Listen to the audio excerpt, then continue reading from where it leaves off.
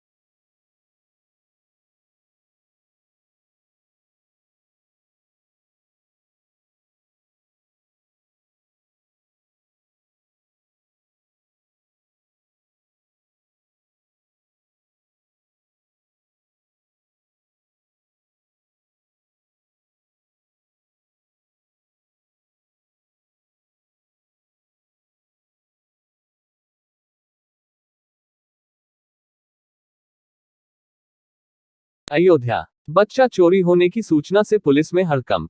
बच्चे को साथ ले जाते एक युवक की सीसीटीवी में कैद हुई तस्वीर। बच्चे की मां द्वारा पुलिस को दी गई सूचना के बाद हरकत में आई अयोध्या की पुलिस। महाराष्ट्र प्रांत की रहने वाली है 3 वर्षीय गायब रुद्र की मां काजल। पुलिस सूत्रों के मुताबिक महिला हो रही भिक्षुक के रूप में प्रतीत। साथियों के द्वारा बच्चा गायब करने की शरारत की है आशंका। मामला नगर कोतवाली क्षेत्र अंतर्गत कैंट रेलवे स्टेशन के बाहर का। अयोध्या, गुमशुदा मुस्लिम युवक चांद बाबू इमरान का शव संदिग्ध परिस्थितियों में नहर से बरामद। कैंट थाना क्षेत्र के हरिपुर जलालाबाद नहर से हुआ बरामद। युवक की हत्या की आशंका। रोनाही थाना क्षेत्र के सुचितागंज मस्जिद गली इलाके का रहने वाला था युवक। 3 दिन से था लापता। रोनाही थाना में दर्ज थी गुमशुदगी। उत्तर प्रदेश में योगी सरकार 2.0 के बाद अयोध्या जिले में बाबा का बुलडोजर फुल स्पीड में दौड़ रहा है। आज शनिवार को अयोध्या के उदया चौराहे पर स्थित गुप्ता होटल पर बुलडोजर चलवाकर कब्जा मुक्त कराया गया। वही गुप्ता होटल में लगभग कई दुकानें भी बनी हुई थी जिसको बुलडोजर से ढहा दिया गया।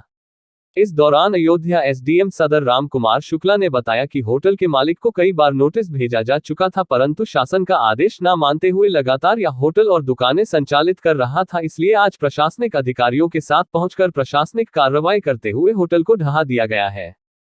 अवैध निर्माण था और इनको पहले इनको प्रॉपर तरीके से इनको सूचना दी गई है और इनको कहा भी गया था 1 महीना पहले भी कि आप हटा लीजिए और व्यक्तिगत रूप से भी अधिकारी गणा कर इनको बताए थे और ये रोज़ कह रहे थे कि हम आज हटाएंगे कल हटाएंगे। इसकी वजह से हमारा जो आरोपी का कार्य है वो बहुत प्रभावित हो रहा है। तो आज इनको सुबह से ही कहा गया था लेकिन उन्होंने कुछ सामान अपना हटा लिया और उसके बाद इसको हटाया जा रहा है क्योंकि हमारा काम प्रभावित हो रहा है। किस तरह की भूमि थी ये हमारी नजूल की भी थी और इधर आगे हमारी रोड इन्फोर्समेंट था। तो इनका आरोप है कि अब आरोप तो जो अगर उनको अवैध हैं तो कुछ न कुछ कहना है लेकिन उनको सारी जानकारी है, प्रॉपर जानकारी है। भारतीय जनता पार्टी के कार्यकर्ताओं के द्वारा 25 जून को काला दिवस के रूप में मनाया। इस दौरान अयोध्या के सांसद लल्लू सिंह व उत्तर प्रदेश के मंत्री गुलाबो देवी भी शामिल हुई। दरअसल 25 जून 1975 में तत्कालीन कांग्रेस सरकार के द्वारा 21 माह के लिए आपातकाल लगाया गया था। इस दौरान बड़ी संख्या में लोगों की गिरफ्तारी दी हुई थी। इसको लेकर भाजपा इस दिन को काला दिवस के रूप में मान रही है। वही इस आयोजन में शामिल होने पहुंची उत्तर प्रदेश मंत्री गुलाब देवी ने कहा कि आज हमारी सरकार में किसी भी प्रकार का भेदभाव नहीं है, कोई भी चीज हमारे मार्ग में अवरोध बनकर नहीं आई है। सबके लिए समान अधिकार दिया जा रहा है, सभी को सम्मान मिला है, सभी को प्रेम मिल रहा है और सबके लिए जो हमारी कल्याणकारी योजनाएं हैं उसका लाभ भी मिल रहा है।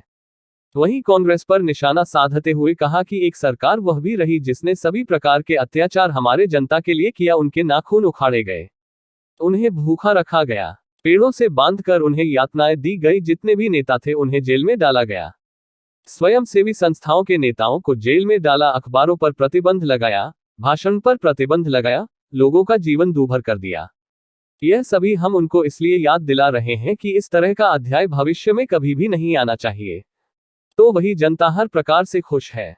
उच्च शिक्षा की गुणवत्ता पर पूछे गए सवाल पर बेसिक शिक्षा मंत्री ने बताया कि शिक्षा की गुणवत्ता बढ़ाने के लिए लगातार प्रयास किए जा रहे हैं। बहुत जल्द ही प्रदेश में एक शिक्षा एक नीति लागू होने वाली है। प्राथमिक विद्यालय में उच्च कोटि की शिक्षा की व्यवस्था भी जल्दी लागू करने का प्रयास किया जा रहा है। 25 जून को काला दिवस हम इसलिए मनाते हैं कि वर्तमान में हमारी सरकार चल रही है, जो किसी भी प्रकार का जहाँ ना भेदभाव है, कोई चीज हमारे मार्ग में अवरोध नहीं बन के आई है। सबके लिए समान अधिकार दिया जा रहा है, सबको सम्मान मिल रहा है, सबको प्रेम मिल रहा है और सबके लिए हमारी जो जन कल्याणकारी योजनाएं हैं उनका लाभ मिल रहा है। उसके ये बताते हुए हम ये बताते हैं कि एक सरकार वो भी रही जिसने किस प्रकार से अत्याचार में हमारी जनता के लिए पीसा, नाखून उखड़वाए, उनको भूखा रखा, उनको पेड़ों से बांध बांध कर उनको यातनाएं दी, जितने नेता थे उनको जेल में डाला, जितनी स्वयंसेवी संस्थाएं थी उनके नेताओं को जेल में डाला, अखबारों पे प्रतिबंध लगाया, भाषणों पे प्रतिबंध लगाया, प्रदर्शनों पे प्रतिबंध लगाया, लोगों का जीवन जो है दूभर कर दिया। ये सारी चीजों की हम उनको याद दिला रहे हैं कि ऐसा अध्याय भविष्य में कभी भी नहीं आना चाहिए। देख रहे हैं जहां भी आप दृष्टि डालेंगे वहां विकास ही विकास दिखाई देगा। हम विकास के आधार पर 2024 का चुनाव पूर्ण बहुमत से जीतेंगे। आप शिक्षा राज्य मंत्री हैं, शिक्षा को लेकर क्या व्यवस्था, क्या तैयारी चल रही है सरकार की तरफ से और कितनी अच्छी होगी? अभी आपने देखा होगा कि बीच में कोरोना का कार्यकाल भी आया, हमारे बच्चों की पढ़ाई बाधित नहीं हुई, जिसका परिणाम यह है कि 88% से भी आगे रिजल्ट आया है। जर्जर विद्यालय है, उनकी और क्या सुंदर व्यवस्था, उनकी स्थिति मजबूत की जाएगी, उनको सुधारा जाएगा और दिन पर दिन उन पर तरक्की ही होगी हमारी पढ़ाई में। राष्ट्रीय विद्यालय में जो इंग्लिश मीडियम की बात हो रही थी, आज एक विद्यालय के माध्यम से जो विद्यालय में एक समान शिक्षा की बात हो रही थी, वो कब तक लागू हो जाएगा? बहुत जल्दी व्यवस्था कर रहे हैं। भारतीय किसान यूनियन अयोध्या के जिलाध्यक्ष के पिता की 13वीं में आज भारतीय किसान यूनियन अराजनीतिक के राष्ट्रीय अध्यक्ष राजेश चौहान अयोध्या पहुंचे। इस दौरान मीडिया से मुखातिब होते हुए राजेश चौहान ने किसान यूनियन के दो धुरे में बंटने के सवाल पर कहा कि मैंने समय समय पर अपने दृष्टिकोण को सामने रखने का प्रयास किया, लेकिन नरेश टिकैत और राकेश टिकैत न तो कार्यकर्ताओं की बात सुनी और न ही किसानों की समस्याओं पर ध्यान दिया। वह गलत संगत में पड़ गए और हमारा अपमान किया। इसके साथ उन्होंने कहा कि मैंने दिल से नरेश टिकैत और राकेश टिकैत का समर्थन किया, लेकिन जब चुनाव आए तो वह दोनों महेंद्र सिंह टिकैत के आदर्शों से भटक गए। वे राजनीतिक पचड़े में फंस गए और संगठन को राजनीतिक दलों के हाथों की कठपुतली बना दिया। राजेश चौहान ने कहा कि हमारे संगठन का राजनीति से कोई लेना देना नहीं है। अग्निपथ योजना को लेकर उन्होंने कहा कि अगर किसी को इस योजना से दिक्कत है तो वो शांतिपूर्ण ढंग से आंदोलन करे, तब तो उसका समर्थन है, लेकिन अगर ट्रेनों में आग लगाई जाएगी और हिंसा की जाएगी तो उसका समर्थन नहीं करेंगे। तो वही उत्तर प्रदेश में बिजली कटौती को लेकर सरकार को अल्टीमेटम देते हुए कहा कि जल्द ही विद्युत कटौती की समस्या को लेकर किसान यूनियन बड़ा कदम उठाएगा। उन्होंने कहा जल्द ही बताएंगे कि सरकार क्या है, अराजनीतिक भारतीय किसान यूनियन क्या है। दरअसल आज भारतीय किसान यूनियन के अराजनीतिक राष्ट्रीय अध्यक्ष राकेश सिंह चौहान का तहसीनपुर टोल प्लाजा पर स्वागत भारतीय किसान यूनियन के जिला मीडिया प्रभारी फरीद अहमद व किसान नेता अनूप पांडे व कार्यकर्ताओं ने जय जवान जय किसान के नारे के साथ किया स्वागत किया। देखिए, आज हमारे आने का उद्देश्य कुछ नहीं है। हमारे जिलाध्यक्ष अरविंद जी के पिताजी स्वर्गवास हो गया था उनका, उसमें 13वीं में मुझे जाना था और मैंने अपने कार्यकर्ताओं को मना भी किया था कि बहुत भीड़ नहीं इकट्ठा करोगे, माला फूल स्वागत नहीं करोगे, क्योंकि मैं कि 13वीं में जा रहा हूँ, दुख की घड़ी में जा रहा हूँ, मैं उनके दुख में शामिल होने आया हूँ। मेरा कोई उद्देश्य आज नहीं है। उद्देश्य तो मैं 6 अक्टूबर को महात्मा टिकैत की जन्म जयंती के दिन घोषित करूँगा कि मेरा जो उद्देश्य है वो क्या है, और बाकी सारी चीज़ें अभी मैंने आपको बताया। आप जो पूछना चाहते हैं पूछें जी। आप किस तरह से देख रहे हैं? अगर उस योजना पे किसी को विरोध है, किसी के दिमाग में उस योजना के लाभ हानि समझ में नहीं आते, तो उसे आंदोलन करने का अधिकार है, उसे आंदोलन करने का अधिकार है, मगर आंदोलन करने का तरीका ठीक नहीं। आंदोलन कोई भी हो अहिंसक होने चाहिए। जब आंदोलन हिंसक हो जाते हैं तो आंदोलन रास्तों से भटक जाते हैं। अगर ये सारे बच्चे लखनऊ दिल्ली के सड़कों में पार्कों में शांतिपूर्ण ढंग से लाखों लाख की संख्या में बैठते, तो जो इनमें कमियां अगर किसी को कमियां नजर आ रही हैं, तो शायद सरकार जैसे किसान आंदोलन में किसानों ने शांति का परिचय दिया और शांतिपूर्ण ढंग से आंदोलन चलाया 13 महीना, उसमें किसानों को विजय मिली। उसी तरह इन नौजवान बच्चों को भी निश्चित तौर पर विजय मिलती। मैं आज भी उन बच्चों से अपील करना चाहता हूँ कि अगर तुम्हें ये योजना पसंद नहीं तो अहिंसक अपनी बात को रखो सरकार के सामने और सरकार को मजबूर करो कि वो आपकी बातों को सुने और उनमें जो संशोधन आप चाहते हो उन संशोधनों को करवाओ। देखिए, जिम्मेदार तो बच्चे हैं, हमारे बच्चे हैं, जवान हैं, उनको डिस्टर्ब किया गया, कहीं ना कहीं कोई ना कोई तो जिम्मेदार होगा। मेरे पास तो इतनी बड़ी इंटेलिजेंस ब्यूरो है नहीं, मैं तो किसान आदमी हूँ, बट कोई ना कोई तो जिम्मेदार है। एक बड़ी साजिश देश के साथ की गई है, सड़कों पे रेले फूकना, बसें तोड़ना, दुकानों को लूटना, ये इस चीज को देश स्वीकार नहीं करेगा और कोई भला व्यक्ति स्वीकार नहीं करेगा। देखिए, रीत नीत जब व्यक्ति के विचारधारा से कोई भी व्यक्ति, कोई भी दल हो या कोई भी संगठन हो, जब अपनी मूल विचारधारा से भटकती है, कोई भी दल हो, शिवसेना का हाल देख लीजिए आप, हमारे किसान यूनियन का हाल देख लीजिए कि हम अराजनैतिक लोग थे, हमें दूर दूर तक राजनीति से कभी महात्मा टिकैत ने वो शिक्षा नहीं दी। हमारे वहाँ राजनीति वाला क्लास ही महात्मा टिकैत ने नहीं लगाया। तो जब आप विपरीत विचारधारा में जा करके मैं 33 साल से संगठन में था, कभी मैंने संगठन के किसी व्यक्ति का विरोध नहीं किया।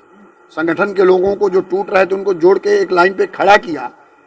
हम जैसे वफादार लोग किसान के और संगठन के, जब विचारधारा बदली तो विचारधारा के विपरीत हम लोग नहीं चल सकते। हमारी विचारधारा ही राजनीतिक थी, क्योंकि हमारे संगठन में, महात्मा टिकैत जी के संगठन में सारे विचारधारा के लोग जुड़े थे। यहाँ तो किसान सपा का भी है, बसपा का भी है, भाजपा का भी है, कांग्रेस का भी है, सारे दलों के विचारधारा के लोग हम अपनी लड़ाई सब मिल के लड़ रहे थे किसान की समस्याओं के समाधान के लिए। कितना कामयाब हुए कितना कामयाब नहीं हुए वो बिंदु बात का है, मगर विभिन्न विचारधाराओं के लोग हम एक साथ काम कर रहे थे।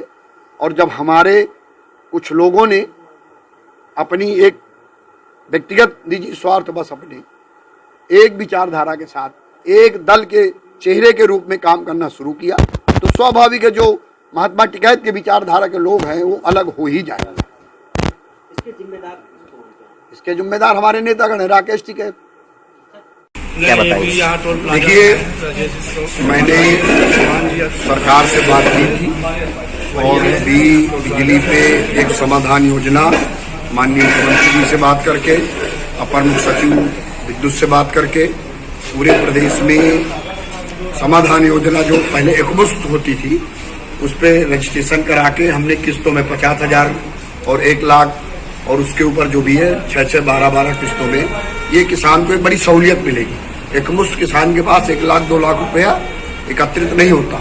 बिजली की समस्या है, इस समस्या पे बहुत जल्द हम चर्चा करेंगे और अभी तो हम आंदोलन स्टार्ट कर रहे हैं, स्टैंड कर रहे हैं।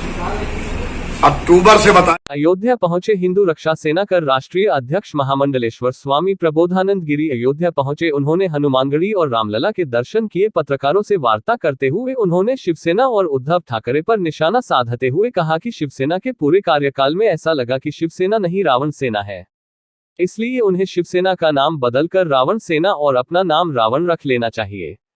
वास्तव में शिवसेना का नाम ही गलत है, क्योंकि उद्धव ने जो काम किए हैं वह रावण से भी बुरे थे। उद्धव ने बाला साहब ठाकरे का नाम को कलंकित किया है। स्वामी प्रबोधानंद गिरी ने कहा कि महाराष्ट्र के पालघर में जिस तहत से साधुओं को दौड़ाकर मारा गया उसकी जांच तक नहीं कराई गई। आज उसी पाप का परिणाम उद्धव ठाकरे भुगत रहे हैं। हिंदुओं के साथ किस तरह से अत्याचार किया जा सकता है, इस फैसले में वे अन्य पार्टियों की तुलना में आगे रहे। उद्धव ने तो पुराने सेक्युलरवादियों को भी पीछे छोड़ दिया, वही वास्तव में उद्धव ठाकरे रेक्युलरवादियों के शिरोमणि हो गए हैं। उद्धव ने बाल ठाकरे का नाम कलंकित किया है। बाल ठाकरे की आत्मा आज रो रही होगी, उनकी आत्मा उन्हें श्राप भी दे रही होगी, क्योंकि उन्होंने ऐसा नालायक बेटा पैदा किया कि जो हिंदुओं और हिंदुत्व के नाम पर वोट लेकर सरकार बनाएगा और हिंदुओं के खिलाफ ही काम करेगा। स्वामी प्रबोधानंद गिरी ने कहा कि योगी आदित्यनाथ का बुलडोजर वास्तव में उत्तर प्रदेश में भगवान का अवतार साबित हुआ है। बुलडोजर को बाबा ने ऐसे लोगों पर चलाया है जो गुंडे किसी की नहीं सुनते थे, धावा बोलते थे, बलात्कार करते थे, हिंदुओं का उत्पीड़न करते थे। आज उनको पता चल रहा है। बुलडोजर ने उत्तर प्रदेश की गुंडागर्दी खत्म कर दी। पूरे देश में हनुमान जी के जुलूस पर पत्थर फेंके गए, हमने नहीं सुना कि यूपी में कहीं फेंके गए। यह बुलडोजर उत्तर प्रदेश में राम का अवतार है। ये जहां से निकलता है वहां राक्षस साफ हो जाते हैं। पूरे देश में दंगे हुए, लेकिन उत्तर प्रदेश में ऐसा नहीं हुआ। दंगाइयों ने यहां पत्थर नहीं फेंका, क्योंकि उन्हें पता था कि इसका जवाब बुलडोजर देगा। योगी आदित्यनाथ से मैं कहूंगा कि बुलडोजर की गति और तेज करें, गुंडों पर बुलडोजर चलाए और सत्पुरुषों की रक्षा करें। यही सुशासन है। दरअसल शहर के केटी पब्लिक स्कूल में अखिल भारतीय क्षत्रिय महासभा के राष्ट्रीय अधिवेशन के समापन समारोह में शिरकत करने आज महामंडलेश्वर स्वामी प्रबोधानंद गिरी पहुंचे थे। वास्तव में इसका शिवसेना नाम ही गलत है और मैं तो उद्धव ठाकरे को एक आग्रह करूंगा कि उन्होंने उनका असली चेहरा पहली बार पता लगा। सत्ता का उन्होंने सुख पहली बार देखा तो पूरे उनके सत्ता के काल में ऐसा लगा है शिवसेना नहीं रावण सेना है, तो उनको इसका नाम रावण सेना रख लेना चाहिए और उद्धव ठाकरे को अपना नाम रावण रख लेना चाहिए, क्योंकि उन्होंने जो काम किए हैं वो रावण से भी बदतर किए। और वो इसलिए कह सकता हूं, आपको ध्यान होगा इतनी बुरी तरह पाल घर में महात्माओं को दौड़ा दौड़ा के मारा और उसके बाद भी उसकी कोई ठीक से जांच नहीं कराई। उस आदमी ने सीबीआई जांच नहीं कराई। आज वह अपने पाप का परिणाम भोग रहे हैं। और इतना ही नहीं किया उन्होंने, हिंदुओं के साथ अधिक से अधिक अत्याचार कैसे किया जा सकता है, उसमें वो अग्रणी रहे हैं, आगे गए हैं। उन्होंने जो पहले पुराने सेकुलरवादी थे उनको पीछे छोड़ दिया। वास्तव में उद्धव ठाकरे सेकुलरवादियों के शिरोमणि सेकुलरवादी हो गए हैं। तो मैं उनको सुझाव दूंगा कि उद्धव ठाकरे की जगह वो अपना रावण ठाकरे नाम रख लें, क्योंकि वो बाल ठाकरे का नाम कलंकित कर रहे हैं। जहां भी बाल ठाकरे होंगे उनकी आत्मा रो रही होगी, उनकी आत्मा तड़प रही होगी और उनकी आत्मा उनको श्राप भी दे रही होगी कि मैंने ऐसा कुपूत पैदा किया, मैंने ऐसा नालायक बेटा पैदा किया कि जो हिंदुओं के नाम पर वोट मांगेगा, हिंदुत्व के नाम पर वोट मांगेगा और वोट लेने के बाद सरकार बनाएगा और सरकार बनाने के बाद हिंदुओं के खिलाफ काम करेगा, एक सूत्री काम करेगा कि हिंदू का कैसे उत्पीड़न हो, हिंदू के साथ कैसे अत्याचार हो।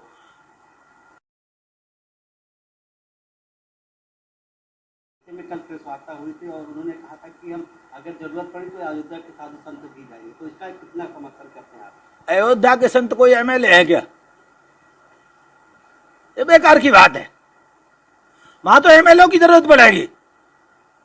कौन मुख्यमंत्री अगला बने उसके लिए एमएलए की काउंटिंग होगी। ये बेकार की बात है। और वो एक नाथ शिंदे कोई अच्छा आदमी है? कौन कहता है एक नाथ शिंदे अच्छा आदमी है? एक महागंदा था, एक गंदा है, बस इतना अंतर है। अगर उसको आज दी जाए, उसको 2.5 साल बाद केवल अपनी कुर्सी बताने के लिए, मैं बिल्कुल नहीं मानता कि एक नाथ शिंदे आदमी। एक थैली के 2 चट्टे बट्टे हैं, बाल ठाकरे और एक नाथ शिंदे दोनों एक जैसे हैं। क्योंकि आज उनको लग रहा है कि तुमने हिंदू के नाम पर वोट लिया, अगला हिंदू के बाद वोट नहीं मिलेगा तो कोई भी आएगा हमारे हिंदू भावनाओं के साथ खिलवाड़ करेगा, 2.5 साल हिंदुओं के साथ अत्याचार करेगा, पालघर में हिंदुओं की हत्या करवाएगा। तब एक नाथ शिंदे कहां गया था? तब सरकार में नहीं था वो एक नाथ शिंदे। आज उसको अगली विधानसभा में विधानसभा की सदस्यता उनको मिलने वाली नहीं है। इस चिंता के कारण से बाल ठाकरे का साथ छोड़ के आए, हिंदुओं के लिए वो भी नहीं आए। बाबा जी का बुलडोजर और योगी आदित्यनाथ का बुलडोजर वास्तव में उत्तर प्रदेश के लिए भगवान का अवतार साबित हुआ है। क्योंकि बुलडोजर उस महापुरुष ने जिन पर चलाया है, जो गुंडे किसी की नहीं सुनते थे, किसी के घर पर धावा बोलते थे, लूट करते थे, हत्या करते थे, बलात्कार करते थे, हिंदुओं का उत्पीड़न करते थे, आज उनको पता लग रहा है कि बुलडोजर एक एक गिनच गुनगुन को उनके घर पे जा रहा है और आज वो घुसे फिर रहे हैं। बुलडोजर ने उत्तर प्रदेश की गुंडागर्दी ऐसी खत्म की है कि आपको मालूम है पूरे देश में हनुमान जी के जन्मोत्सव पर पत्थर फेंके गए। हमें नहीं सुना कि उत्तर प्रदेश में भी कहीं किसी जुलूस पर पत्थर फेंका गया। ये बुलडोजर उत्तर प्रदेश में अवतार पैदा हुआ है, राम का अवतार है। ये जहां निकलता है वहां राक्षस साफ हो जाते हैं, ये प्रमाण है। आपको पता ही होगा पूरे देश में दंगे हुए, पूरे देश में पत्थर फेंके, लेकिन उत्तर प्रदेश इतना विशाल प्रदेश होने के बावजूद भी यहाँ कोई एक पत्थर नहीं फेंक सका। और वो इसलिए नहीं फेंक सका, उनको मालूम था एक पत्थर का जवाब बुलडोजर का के द्वारा मकान तोड़ा जाएगा और फिर तोड़ने की तुटाई भी ली जाएगी। ऐसा बुलडोजर है उत्तर प्रदेश का। तो मैं योगी आदित्यनाथ को कहूंगा इस बुलडोजर की गति और तेज करे, कहीं कोई छिपे हों गुंडे उनको साफ करे, ठीक करे। वास्तव में अच्छा प्रशासक ऐसा ही होता है जो गुंडों पर बुलडोजर चलाए और सदपुरुषों की रक्षा करे। हिंदू रक्षा सेना के राष्ट्रीय अध्यक्ष होने के नाते मैं हिंदुओं को जगाने के लिए पूरे देश में प्रवास पे रहता हूं। उसी प्रवास क्रम में अयोध्या भी आया हूं। दूसरा मेरा उद्देश्य आने का है रामलला के दर्शन हो, रामलला के भगवान श्री राम के जन्म स्थान पर निर्माण कार्य कैसा और कितना पहुंचा है, इसको मेरी देखने की इच्छा स्वाभाविक रहती है। क्योंकि राम जन्मभूमि आंदोलन पहला आंदोलन ताला खुलने के, और उस आंदोलन में मुझे सहभागिता करने का अवसर मिला। मैं उस बड़ा सौभाग्यशाली हूँ। मैं अपने आँखों के सामने भव्य दिव्य मंदिर का स्वरूप देखूंगा, तो मेरी लालसा रहती है, इच्छा रहती है तो बार बार रामलला के दर्शन हो, और भगवान श्री राम के जन्म स्थान की मूर्ति भव्य मंदिर का क्या स्थिति है, इस नाते मेरा आनागमन हुआ। आज के लिए बस इतना ही। कल फिर मिलेंगे इसी समय इसी चैनल पर। अब हमें दीजिए इजाजत। नमस्कार।